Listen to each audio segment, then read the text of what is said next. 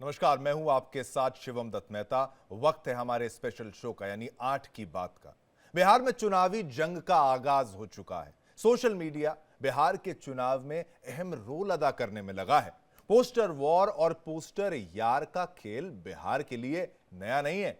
एक दौर में नीतीश कुमार नरेंद्र मोदी के साथ पोस्टर पर अपनी तस्वीर देखकर हत्थे से उखड़ गए थे। अब लालू यादव दोनों के मजाकिया पोस्टर सोशल मीडिया पर डालकर अटैक कर रहे हैं।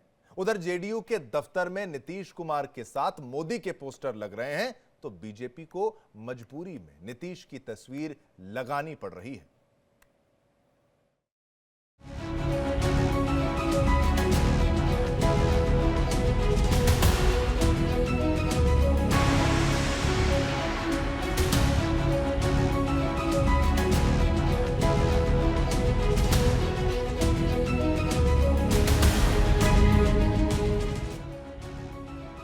ये लालू का सियासी प्रहार है।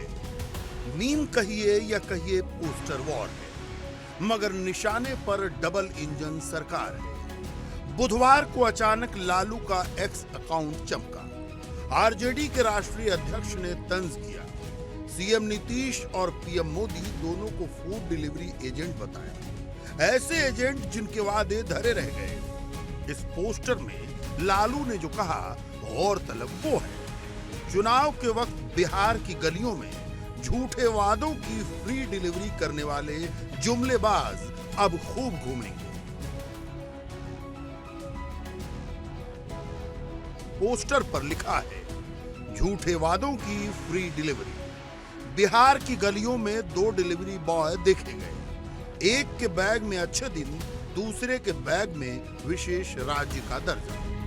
10 साल से डिलीवरी पेंडिंग है, लेकिन दोनों कह रहे हैं ऑर्डर तो कंफर्म है। लालू के इस सोशल मीडिया अटैक ने पटना में हलचल मचा दी। चुनाव के आगाज के साथ सत्ता पक्ष पर यह लालू मार का पहला बड़ा अटैक है। हालांकि लालू अपने भदेस तंज के लिए जाने जाते हैं। यह शायद पहली ही बार होगा कि लालू इतने सोफिस्टिकेटेड तरीके से सोशल मीडिया पर मीम वॉर कर रहे हैं।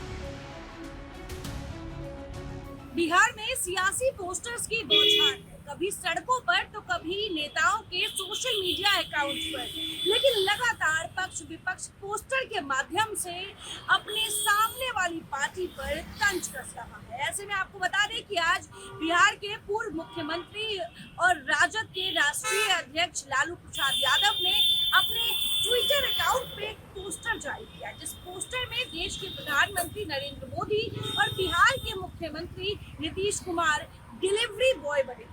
जी हाँ, दोनों नेता जो है वो स्कूटर पर बैठ के डिलीवरी बैग टांग कर उस पोस्टर में नजर आ रहे हैं, और साथ में उस पोस्टर में नजर आ रहा है कि किस तरह से डिलीवरी बॉय जो है वो झूठे वादों की डिलीवरी कर रहा है।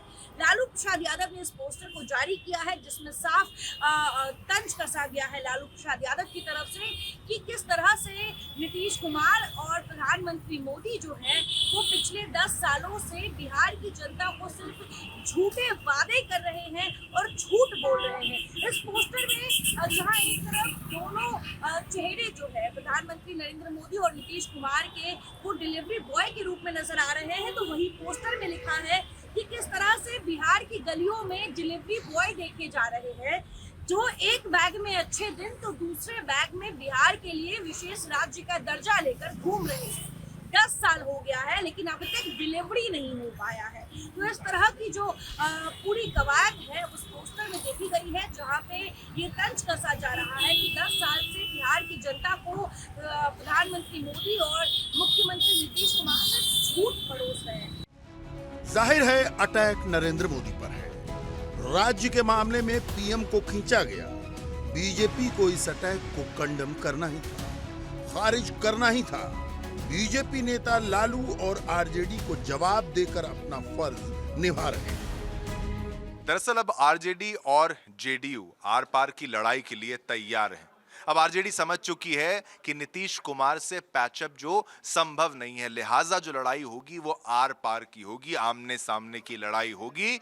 अब ये आप समझ लीजिए कि तेजस्वी यादव ने इस बात को समझ लिया है कि अब नीतीश चाचा साथ नहीं आएंगे, तो ये भ्रम जो है वो उन्होंने अपने मन से निकाल दिया है, पूरी तरीके से निकाल दिया है और खुलकर एक दूसरे पर हमला जो है वो किया जा रहा है। और नीतीश कुमार की हर कमजोर नस को दबाने के लिए जो है तेजस्वी यादव लगातार प्रयास कर रहे हैं। अब यहां पर पोस्टर वॉर और पोस्टर यार की लड़ाई जारी है। और आप सोचिए, एक विशेष राज्य का दर्जा भी जो बिहार के लिए है, उसको लेकर भी तेजस्वी यादव अपना जो पक्ष है पुरजोर तरीके से रख रहे हैं और वो ये आरोप लगाते हैं कि नीतीश कुमार इस मामले में अपना रुख बदलते रहते हैं। मगर मामला बिहार का है, सीधी लड़ाई जेडीयू बनाम आरजेडी है, तो दोनों का तुर्की बतुर्की उलझना लाजमी है। आरजेडी का इल्जाम है कि नीतीश जब बीजेपी से दूर होते हैं उन्हें विशेष राज्य के दर्जे की याद आती है, जब वो बीजेपी के साथ चले जाते हैं विशेष राज्य की बात भूल जाते हैं। जबकि जेडीयू के पास लालू परिवार और आरजेडी पर जवाबी अटैक के अपने तर्क हैं। बीजेपी बिहार के चुनाव में चित्रगुप्त बने रहना चाहती है। वो चाहती है कि वो लड़ाई में भी रहे, लेकिन दूसरी तरफ वो दिखे भी ना। राज्य की जंग में वो मोदी जी को अखाड़े में दिखाना नहीं चाहती, लेकिन मुश्किल ये है कि बीजेपी के पास पीएम मोदी के अलावा कोई दूसरा बड़ा चेहरा नहीं है। अब तक का सबसे बड़ा चेहरा खुद पीएम मोदी है। अब तक जो आधा दर्जन बार बिहार का दौरा कर चुके हैं। हालांकि अभी चुनाव का ऐलान नहीं हुआ है, नोटिफिकेशन भी जारी नहीं हुआ है, लेकिन जब चुनाव अक्टूबर नवंबर में है तो सबको पता है कि उनके इन दौरों का मतलब क्या है। जाहिर है अब आरजेडी के लिए अच्छे दिन के बहाने बीजेपी पर अटैक करने का एक अच्छा बहाना मिल गया है। आरजेडी एक दूसरे एजेंडे पर भी काम कर रही है, नीतीश कुमार को अक्षम बताकर डिस्क्रेडिट करना और जेडीयू को रिडंडेंट बताकर चौपाल पर यह चर्चा चलाना कि नवंबर में तो जेडीयू बीजेपी में शामिल हो जाएगी। जनसुराज का काउंटर खोलकर प्रशांत किशोर पहले ही कह रहे हैं नीतीश कुमार किसी हाल में सीएम नहीं बनेंगे, तो तेजस्वी कह रहे हैं जेडीयू तो बीजेपी का बिहार प्रकोष्ठ बनकर रह गई है। भाजपा सबसे बड़ी पार्टी, इनके पास कोई चेहरा नहीं है और अमित शाह जी ने स्पष्ट कर दिया कि चुनाव तक ही जो है इनको रखेंगे या चुनाव के बाद जो है वो हो जाएगा। अब जदयू थोड़ी रहेगी, अब तो भाजपा का प्रकोष्ठ हो गया जदयू। अफवाह कहें या अनुमान कहें, बुधवार को जेडीयू दफ्तर में पोस्टर दिखा। पोस्टर पर नीतीश के साथ पीएम मोदी की तस्वीर थी। इस पोस्टर ने भी कयासबाजियों को हवा दे दी। नीतीश विरोधी कहने लगे कि जेडीयू ऐसे ही धीरे धीरे बीजेपी में समा जाएगी। जवाब में गुरुवार को जेडीयू ने पोस्टरों की तादाद और बढ़ा दी। पार्टी का कहना है कि मोदी के साथ नीतीश के पोस्टर को रिस्पांस अच्छा मिल रहा है। मनीष जी, जो पोस्टर खूबसूरत सा लगा हुआ है, इस पोस्टर के पीछे की कहानी क्या है, जनता जानना चाहती है और विपक्षी पार्टियां भी पूछ रही हैं। देखिए, कोई कहानी नहीं, ये मीडिया में कंफ्यूजन है और विपक्ष में कंफ्यूजन है जी। अभी से कुछ महीने पहले आप जाएंगी तो पूरे बिहार के एक एक जिला में एनडीए के तमाम घटक दल के नेता, हमारा जिला स्तरीय सम्मेलन चला और उस सम्मेलन में एक ही नारा होता था, एक ही उस सम्मेलन का उद्देश्य था 25 से 30 फीट से नीचे।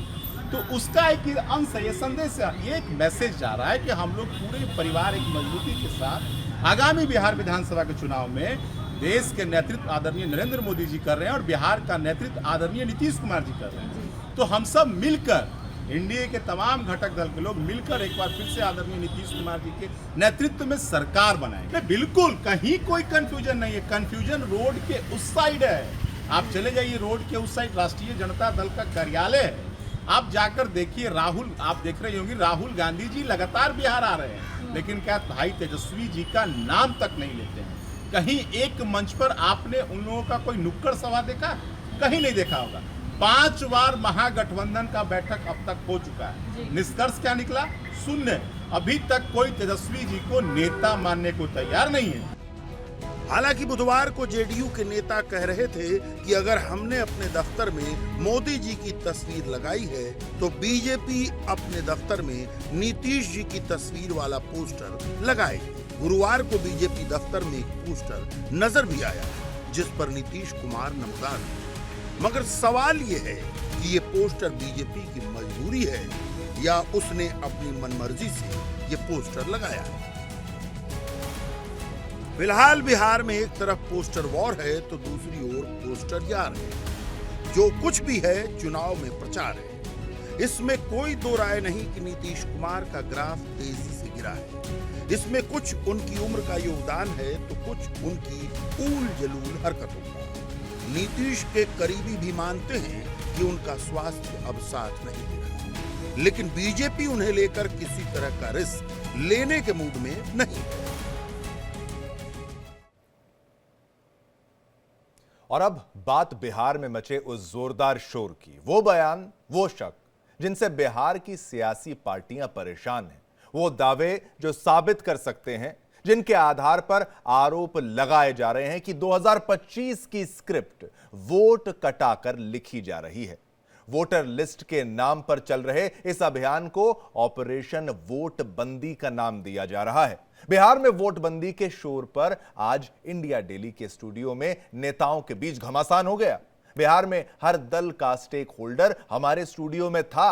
किसका तर्क क्या था, देखिए इस बहस का एक खास हिस्सा। चुनाव आयोग तो ये कह रहा है कि फर्जी मतदाताओं और डुप्लीकेट वोटर्स को रोकने की कोशिश की जा रही है।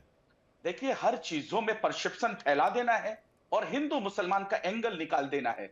हमने कहा कि 11 सालों से केंद्र सरकार में आप हैं, ये फेल्यूर किसका है? अगर कहीं रोंगिया कोई भी अगर गैर तरीके से, गैर कानूनी तरीके से आके हमारे यहां रह रहा है तो ये जांच का विषय। हम इससे कहां भाग रहे हैं? हम तो सवाल कर रहे हैं उन्हीं 11 मुद्दों पे जिसका मैंने अभी आपके सामने नाम लिया। ये इलेक्शन कमीशन बता दे, या फिर सेंट्रल गवर्नमेंट बता दे, या फिर स्टेट गवर्नमेंट बता दे, और नहीं तो कह दे कि आपका कोई मतलब नहीं है, हम अपनी मनमानी करेंगे। तो लोकतंत्र का ये तो गला घोट नहीं हुआ ना, आप घोटिए गला।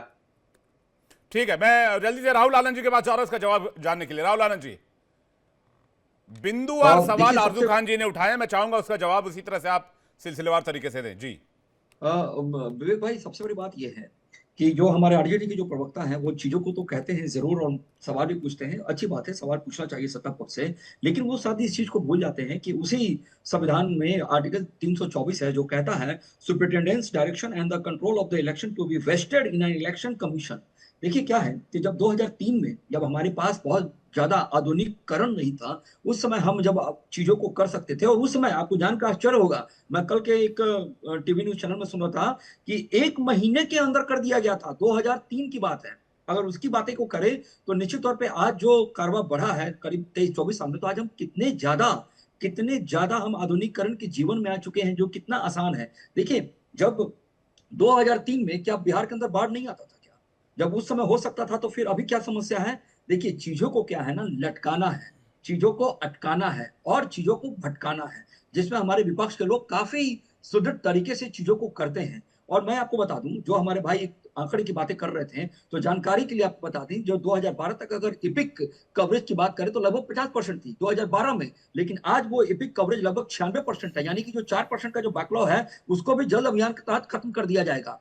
तो यहाँ पर चीज ये नहीं है, चीज यहाँ ये है कि इनको जो दर्द है वो दर्द है उनके पेट में इस बात का कि क्यों 3 करोड़ लोग जो बिहार के अंदर जो अप्रत्याशित तौर से बढ़ गए, उनको क्यों छाटा जा रहा है? उनको नहीं छाटने देना चाहिए। इनका दर्द ये है। देखिए, सवाल जो ये कितना जायज सवाल है, इसी पर पता चल जाता है कि वो वोटर आईडी कार्ड को लेकर, पैन को लेकर, आधार को लेकर, पासपोर्ट को लेकर चीजों को बात कर रहे थे। तो मुझे एक बात बता दे तो हमारे साथी कि अभी कर्नाटका में कांग्रेस की सरकार बनी थी और लगभग आपको जानकर आश्चर्य होगा कि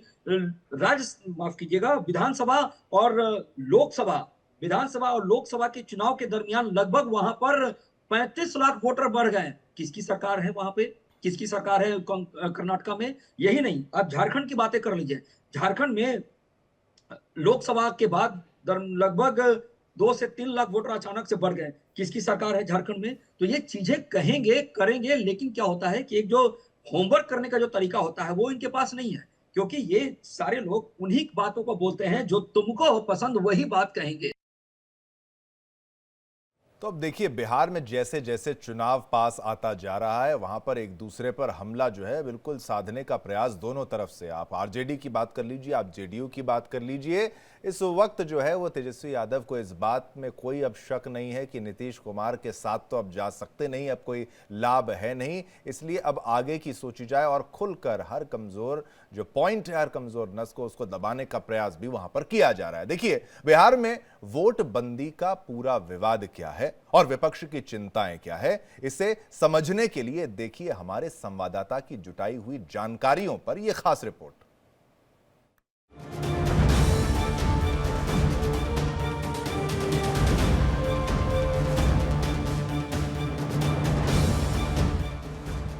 बिहार में सियासी लड़ाई वोटबंदी पर आई। बिहार में चुनाव की बिसात बिछ चुकी है, लेकिन इस बार दांव सिर्फ सीटों पर नहीं, वोटरों पर लगा है। जी हां, चुनाव आयोग वोटर लिस्ट का रिव्यू कर रहा है। इसे लेकर हंगामा मचा हुआ है। वोटर लिस्ट में मौजूद नामों का रिव्यू किया जा रहा है, जिसे विपक्ष का इंडिया गठबंधन वोटों का रिवेंज करार दे रहा है। डॉक्यूमेंट मांगकर, पहचान पूछकर पुराने पते और नए बहानों से तमाम वोटर बाहर हो सकते हैं। विपक्ष इसे वोटबंदी करार दे रहा है, जबकि चुनाव आयोग के लिए यह गहन पुनरीक्षण अभियान है, जो घर घर सर्वे की शक्ल में 25 जून से 26 जुलाई 2025 तक चलेगा। 1 अगस्त 2025 को वोटर लिस्ट के ड्राफ्ट का प्रकाशन होगा। वोटरों के दावे और आपत्तियां 1 अगस्त से 1 सितंबर तक लिए जाएंगे। आखिरी मतदाता सूची का प्रकाशन 30 सितंबर 2025 तक कर दिया जाएगा। बिहार में लगभग 8 करोड़ वोटर हैं और विपक्ष का दावा है कि 2 करोड़ वोटरों का नाम वोटर लिस्ट से बाहर हो सकता है। जिन वोटरों पर तलवार लटकी है उनमें ज्यादातर आरजेडी, कांग्रेस और सीपीआईएमएल के वोटर हैं। तेजस्वी यादव तो सीधा इल्जाम लगा रहे हैं कि चुनाव आयोग साजिशन बीजेपी और संघ के इशारे पर काम कर रहा है। एक सिस्टम है, एक ढांचा है, एक स्ट्रक्चर है। इंडिपेंडेंट बॉडी सिर्फ अब कहने के लिए हुआ है, बाकी सारा बीजेपी का गुणगान गाते हैं ये लोग। आरएसएस और बीजेपी के ऑफिस में कार्यक्रम बनता है इलेक्शन का, वोटर लिस्ट वहां तैयार होता है और बस शेड्यूल भी वहीं तैयार होता है और बस इलेक्शन कमीशन घोषणा करने के लिए और कुछ करने के लिए नहीं है। चुनाव आयोग की निष्पक्षता इस कदर सवालों के घेरे में है कि आयोग के 11 प्रावधानों के खिलाफ 11 पार्टियों का गठबंधन चुनाव आयोग से मिलने पहुंच गया। हालांकि गठबंधन के नेताओं का कहना है कि नया चुनाव आयोग उन्हें सम्मान से ट्रीट नहीं कर रहा। बावजूद इसके ये मुलाकात 3 घंटे चली। अभिषेक मनु सिंघवी ने अपनी शिकायत कुछ इस तरह दर्ज कराई। पहली बार हमारे को कुछ नियम बताए गए अंदर जाने के लिए। पहली बार कहा गया कि सिर्फ जो पार्टियां हैं उनके अध्यक्ष या उनके हेड जा सकते हैं। ये संभव नहीं है, ये प्रैक्टिकल नहीं है, ये कभी पहले नहीं हुआ। हम लोग सब लगभग 20 वर्ष से, मैं खुद कई डेलीगेशंस लेके आया हूं। ऐसा प्रतिबंध लगाना मतलब ये होगा कि जो वार्तालाप आवश्यक है गणतंत्र में, राजनीतिक पार्टियों और उनके रिप्रेजेंटेटिव्स और चुनाव आयोग के बीच वो हो ही नहीं सकता। चुनाव आयोग को कंप्लेंट किया है और कहा है कि ये सही नहीं है, इससे हम बाध्य नहीं होने चाहिए और आप गणतंत्र में डाइल्यूशन कर रहे हैं अगर ये वार्तालाप में आप इस प्रकार के प्रतिबंध और रोकथाम लगाएंगे। आरजेडी के राज्यसभा सांसद मनोज झा का दावा है कि अगर मतदाताओं के अधिकार के साथ इस तरह खिलवाड़ होगा तो इसका नतीजा सड़कों पर दिखेगा। वहीं सीपीआईएमएल के दीपांकर भट्टाचार्य ने इसे नोटबंदी की तर्ज पर वोटबंदी करार दिया। इस मीटिंग को मैं सौहार्दपूर्ण कतई नहीं कह सकता। मेरे पास कोई कारण नहीं है। हम सब ने बिहार की चिंता रखी, गरीब, गुरबे, दलित, पिछड़े, अल्पसंख्यक मुसलमानों की चिंता रखी, लेकिन उस चिंता से जो चिंतन की व्युत्पत्ति होनी चाहिए थी उसका अभाव देखा हमने माननीय चुनाव आयोग से कह दिया, अगर आपकी मंशा एक व्यापक पैमाने पर करोड़ों लाखों लोगों को बेदखल करने की है तो ये कहानी यही नहीं रुकेगी। सैलाब सड़कों पर भी होगा, क्योंकि सबसे महत्वपूर्ण राइट है राइट टू वोट, और वन वोट वन वैल्यू, चाहे उद्योगपति हो या भूमिहीन किसान हो। चुनाव आयोग से मिलने के बाद, लंबी बातचीत के बाद हमारी आशंका और बढ़ गई है, हमारी चिंताएं और बढ़ गई है, क्योंकि हमारे किसी भी सवाल का कोई सेटिस्फैक्टरी रिप्लाई हमें चुनाव आयोग से बिल्कुल नहीं मिला। जो मनोज जी ने अभी बताया कि चुनाव आयोग ने आंकड़ा दिया कि 20% लोग बिहार से बाहर माइग्रेट करते हैं, और चुनाव आयोग ने अब ये कहा कि चुनाव में वोट डालने के लिए आपको ऑर्डिनरीली रेसिडेंट होना पड़ेगा। इसका मतलब वो जो पलायन करके कमाने के लिए बाहर आने के लिए मजबूर हैं और वोट डालने के लिए चुनाव में जाते थे, बिहार में जाकर के वोट डालते थे, चुनाव आयोग की नजर में वो बिहार के ऑर्डिनरीली रेसिडेंट नहीं है और इसीलिए वोटर लिस्ट में नाम उनका नहीं रहना चाहिए। दरअसल चुनाव आयोग का कहना है कि वो 2004 तक की वोटर लिस्ट में शामिल वोटरों को ही मान्यता देगा। उसके बाद वोटर लिस्ट में शामिल वोटरों का गहन निरीक्षण होगा, मगर विपक्ष इसे लेकर कुछ बड़े और अहम सवाल उठा रहा है। विपक्ष का कहना है कि बिहार में 1 जुलाई 1987 और 2 दिसंबर 2004 का कट ऑफ भी क्यों रखा गया है? वोटर कार्ड को आधार से क्यों नहीं जोड़ा जा रहा है? ऐसे दस्तावेज क्यों अनिवार्य किए गए हैं जिन्हें जुटाना आम लोगों के लिए मुश्किल है? हालांकि बीजेपी के नेताओं का कहना है कि विपक्ष के पास अपनी कोई तैयारी नहीं है, वो नियम कायदों का पालन नहीं कर रहा और चुनाव आयोग जैसी संस्था पर बेवजह इल्जाम मढ़ रहा है। वोटबंदी जैसी बातें एक संवैधानिक संस्था को नीचा दिखाने के लिए की जा रही हैं। ये सिर्फ सरकार पर सवाल नहीं है। कैसे होगा? मैं कहां वोटबंदी हो रहा है? नसबंदी कराने वाले लोग अब वोटबंदी की बात कर रहे हैं। जिनके आकाओं ने इस देश के युवाओं को नसबंदी कराया, वो आज वोटबंदी की बात कर रहे हैं। जिनके सागिर में बैठे हैं, वो बैलेट पेपर लेकर उठा के चल देते थे बैलेट बॉक्स, उस दिन आंख नहीं खुलता था। आज वोटबंदी की बात करिए। एक एक वोट का सत्यापन हो रहा है तो वोटबंदी नजर आ रहा है, क्योंकि सही वोटर सामने आ रहा है, इसलिए बेचैनी है। फेक वोटिंग का खेल खेलने वाले लोग को डर लग रहा है कि लोकतंत्र अगर सही ढंग से खड़ा हो गया तो इनके हार सुनिश्चित है। इस प्रकार की जो शब्दावली विपक्ष के अलग अलग दलों के नेता जो करते हैं, वो भी चुनाव को लेके, जो चुनाव आयोग है उसको लेके, ये उचित नहीं है। नोटबंदी क्या है, वोटबंदी क्या है, इस प्रकार की शब्दावली से वो कहना क्या चाहते हैं? क्या चुनाव आयोग निष्पक्ष चुनाव नहीं करा रहा देश में? क्या विपक्ष के नेता जीत नहीं रहे? क्या उनकी सरकारें नहीं बन रही? बन तो रही है। सब दिक्कत यह है कि जहां विपक्ष या कांग्रेस पार्टी की सरकार बनती है, वहां एक आंतरिक युद्ध शुरू हो जाता है, महाभारत हो जाता है सत्ता के लिए, पद के लिए। तो इन सबको इससे नजर हटाने के लिए अक्सर ये चुनाव आयोग पे, चुनाव प्रक्रिया पे प्रश्न उठाते हैं। बीजेपी का यह भी कहना है कि कांग्रेस महाराष्ट्र में वोटर लिस्ट में घपले का आरोप लगा रही थी। अब बिहार चुनाव में जब चुनाव आयोग वोटर लिस्ट का गहन परीक्षण करने जा रहा है तो इसे भी सवालों के घेरे में लिया जा रहा है। यही तब भी होता है जब कांग्रेस हारती है तो ईवीएम को दोषी ठहराती है, जब जीत जाती है तो चुप्पी साध लेती है। इस वक्त भी सारी चिंता रोहिंग्या और बांग्लादेशी घुसपैठियों को वोटर लिस्ट में बनाए रखने की है।